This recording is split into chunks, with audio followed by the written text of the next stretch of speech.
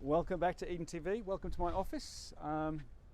Look at all these fantastic edible flowers, nasturtiums, pansies, etc. But they're really announcing that spring is definitely here. All my tomatoes are ready to be bought. The beautiful stalks, if we stay here long enough, we'll see some hoverflies ready to lay eggs on their caterpillars, etc. Look at that. The mulberries, they'll be ready to eat very, very soon. But let's talk about vegetables today. So for those of you that watched us replanting this with the VeggiePod guys, was that 3 weeks ago? I think it was. And I planted a couple of these lovely broccoli. Now they were actually a bit smaller than these ones, but these kind of, sort of semi-advanced broccolis. Chopped it down the middle and planted two, and look how they're coming on. And it's not about just this broccoli, because probably at about that size, not much bigger. We'll cut that off, but then look, there's all the reserves, the backup players, and that will go on for quite a few weeks.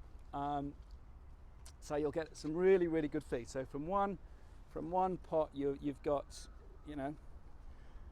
so much broccoli. And at the same time, we did a few little things here. You call it a little bit early spring, but you can see if we've managed it through the latter part of winter, imagine how it's going to jump out of the ground with yours. So these are these lovely red and green lettuces. They're loose leaf lettuces, which you can just pick from the outside. Round and round you go. So you pick 10 or 15% off each plant.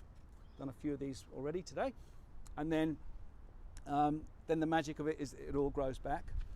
The seed tapes. Do you remember the seed tapes? The carrot seed tapes. Carrot seeds are a bit. They're a bit small and fine to work with, and particularly for kids. And it's so much better to plant seeds than to actually plant little plantlets. You get much better, straighter things. But basically, this seed tape, very, very easy to use stuff.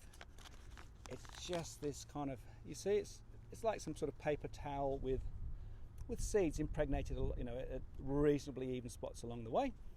So that all you have to do is just lay down the tape on top of the soil, put a little bit of soil on top, and away you go. And then a few weeks later, we have these. And we've still got a few weeks to go, but that will be some lovely carrots. Other things that are fantastic now, the tomatoes. Get into your tomatoes. I prefer getting in early with tomatoes because the challenge is as it gets hotter, it gets a little bit, you get a bit more sort of fungal diseases and stuff like that. So there's a little bit more to manage. So if you start early, particularly if you're a beginner, this is called Cherry Fountain. So this is actually a trailing one. I'm actually going to take quite a few of these. I don't really want stuff touching the ground, so I'll make sure that that's clear, because sometimes it's the splash from the soil puts fungi onto the leaves, and it sort of travels up the plant. So just keep it clear. But there are so many different types of tomatoes. This one is one that will grow very neatly and nicely in a veggie pod, but also in a small pot or in a hanging basket. Chilies are just coming in now. These are these crazy Thai chilies that they do all the colours of the rainbow. So you'll have black, you'll have purple, you'll have this sort of yellow, and there's oranges and reds. Not doing the full Monty at the moment, but in time you'll have big plants with such a multi-colour array of the chilies, and they all taste slightly different because they're at different levels of maturity. Look at this. Now this is the radish tapes that we use, and the same concept as the thing. And the thing with radishes is they are so fast. Let's have a look what we've got. Oh, that's a bit disappointingly small. They're normally, where are we? So big. That feels like a big one. And there's another one. We've still got a few weeks to go, but the joy that kids will get, even if they don't like radishes, the joy that kids will get from putting these tapes down and then within literally days seeing the things come up, and this is 3 weeks later, and there's a little crunch there, and obviously in 5 weeks later there's actually a big plant. This is actually one of my favourite little herbs, which I think we've still got some in stock, and we'll be getting heaps in. This is actually za'atar. It's a type of thyme that's used in a lot of Middle Eastern cookery, and it's a absolutely fantastic flavour. So I like to put in things that are a little bit unusual, a bit hard to get at the shops. Now this is something that can make any garden. This is when you can use your strategy of stealing the ornamental garden to put in things that you think are things that are edible. So this is called where are we? Rainbow chard. So it's silver beet, and they grow into nice big silver beets. Sort of probably 60, 70 centimeters across. But you have ones with the yellow stems, ones with red stems, ones with pink stems. The untrained eye will say, oh, you're growing rhubarb, but you can say, no, that's rainbow chard. But absolutely fantastic stuff. Moving over here, we're going to have a look at one of my slightly more mature tomato plants, and look at this. If you watched, I feel it's only a couple of weeks ago, we did the one with the almonds, covered in flowers, beautiful fragrance, and now look, they're furry. They're like my little pets. But in next to no time, we've got these absolutely lovely almonds, and we've still got some months to go before we can eat them, but we'll actually get a small crop. You won't be setting up a shop to sell them, but you can enjoy your first almonds. Now over here, again about the same time, I planted a tomato. This is an Apollo. So Apollo is one that I recommend for beginners. I mean, the two things on tomatoes is cherry tomatoes are really, really easy for beginners, but a lot of them get quite tall, so you do need a stake, but they're fairly trouble-free.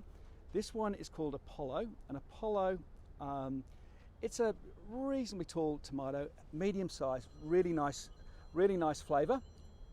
But the key feature is that it produces its crop really, really quickly, and so less chance for things to go wrong, particularly when you're new to the caper. So Apollo, I think, is a really good one, and we've got that in various sizes, along with hundreds of other different types of tomatoes. So come in and choose the right tomato for you. Other exciting things that we've got is this is actually another little project that we did with our friend Olive. I had my 4-year-old assistant, and this is something that you can do now, and it's a great little project where you can get potatoes in anywhere you like.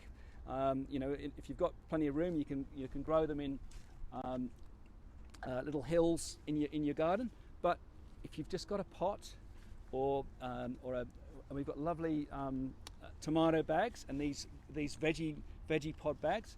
So what I've done in here was I put some soil, and then I've got my little friend Olive to plonk some potatoes, or elegantly place them inside here. We cover them with a little bit more soil, and then what I've been doing week by week, and I was on holidays last week, so didn't do it last week, is basically is just covering the stems as they grow up with straw, and I'm actually using a bit of sugarcane mulch at the moment.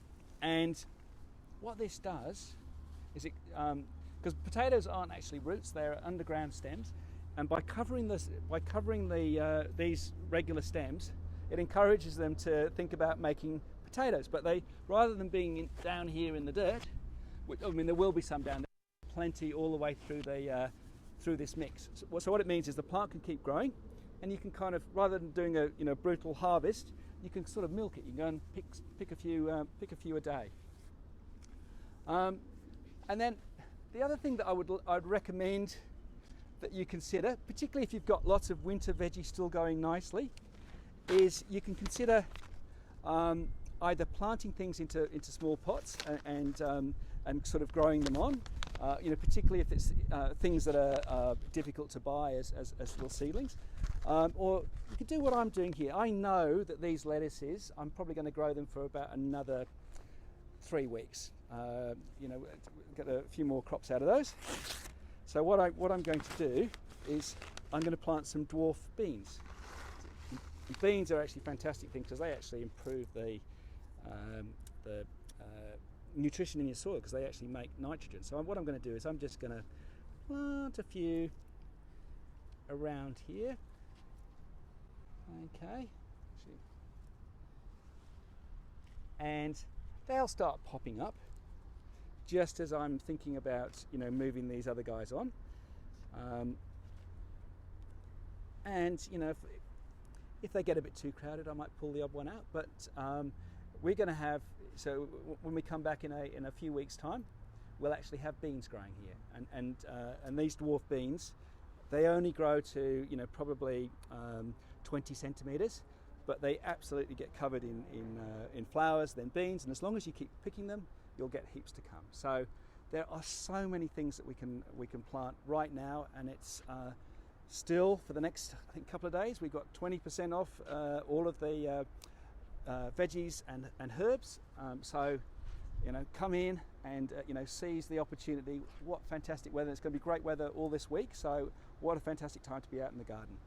All right, so see you next time.